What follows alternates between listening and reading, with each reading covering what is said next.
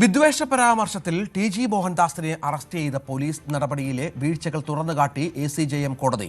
Notice നൽകാതെ arrest ചെയ്ത police നടപടി നിയമവിരുദ്ധമെന്നാണ് കോടതിയുടെ പരാമർശം.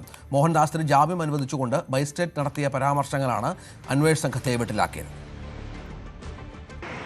വിദ്വേഷ പരാമർശത്തിൽ ടി.ജി. മോഹൻദാസിന് ജാമ്യം അനുവദിച്ചുകൊണ്ട് അഡീഷണൽ ചീഫ് ജുഡീഷ്യൽ മജിസ്ട്രേറ്റ് കോടതി നടത്തിയിരിക്കുന്ന പരാമർശങ്ങളാണ് സൈബർ പോലീസിനെ വെട്ടിലാക്കിയിരിക്കുന്നത്.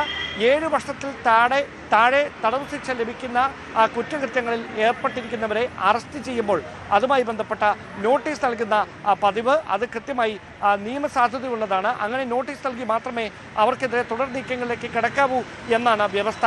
അങ്ങനെയൊരു വ്യവസ്ഥ നിലനിൽക്കെ പിന്നെ എന്തുകൊണ്ടാണ് ടി.ജി. മോഹൻദാസിന് നോട്ടീസ് നൽകാതെ തിടുക്കപ്പെട്ട് ഞായറാഴ്ച വൈകുന്നേരം വീട്ടിൽ നിന്ന് കസ്റ്റഡിയിലെടുക്കുന്ന സാഹചര്യം ഉണ്ടായത് എന്നതായിരുന്നു അഡീഷണൽ ചീഫ് ജുഡീഷ്യൽ മജിസ്ട്രേറ്റിൻ്റെ ചോദ്യം.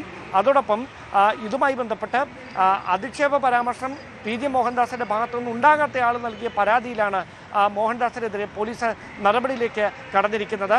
ഇതടക്കമുള്ള വിമർശനങ്ങൾ ഉന്നയിച്ചപ്പോൾ പ്രോസിക്യൂഷന്റെ ഭാഗത്തുനിന്ന് അതിന് നൽകിയ മറുപടി നോട്ടീസ് നൽകി അറസ്റ്റ് ചെയ്യാൻ പോയാൽ മോഹൻദാസ് അവിടുന്ന് രക്ഷപ്പെടുന്ന സാഹചര്യം ഉണ്ടാകും. അങ്ങനെയൊരു സാഹചര്യം ഒഴിവാക്കാനാണ് നോട്ടീസ് നൽകാതിരുന്നത് എന്നായിരുന്നു പോലീസിന് വേണ്ടി പ്രോസിക്യൂഷൻ കോടതിയെ അറിയിച്ചത്. പക്ഷേ അത് മുഖവിലക്കെടുക്കാൻ കോടതി തയ്യാറായില്ല. പ്രാഥമികമായി നടത്തേണ്ട കൃത്യമായ നിയമപരമായ ഇടപെടലുകൾ നടത്താതെ ടി.ജി. മോഹൻദാസിനെ കസ്റ്റഡിയിലെടുത്തുകൊണ്ട് തുടർ നീക്കങ്ങളിലേക്ക് കടന്നതാണ് ഈ കോടതിയിൽ തിരിച്ചടി ഉണ്ടാകുന്ന ഒരു സാഹചര്യത്തിലേക്ക് കാര്യങ്ങൾ എത്തിച്ചത് എന്നാണ് ലഭിക്കുന്ന സൂചനകൾ. എന്തായാലും 3 ദിവസം തുടർച്ചയായി ചോദ്യം ചെയ്യലിന് വിധേയമാകുകയാണ് ടി.ജി. മോഹൻദാസ്.